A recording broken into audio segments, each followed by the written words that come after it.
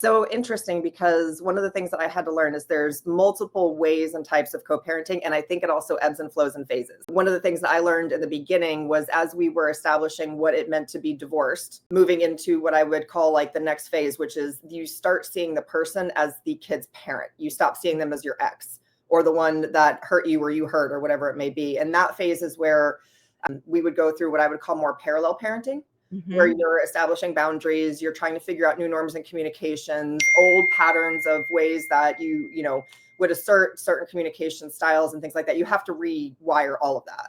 And so starting out with like really firm boundaries on communication. And then once you move into that point where you start seeing that person as the kid's parent, for me, it's the boy's dad, not ex-husband, anything. You can stop using that in phrases, right? That shifts in your mindset a little bit. And I think that's where co-parenting becomes a lot more possible and amicable. And I think that that's where healthy communication patterns are established. And I think that that's where proper norms and expectations have been established over time. But that does take some time, and it takes a lot of effort and intention for sure. Co-parenting peacefully streaming now on YouTube, Spotify, and Apple Podcasts. Link in bio.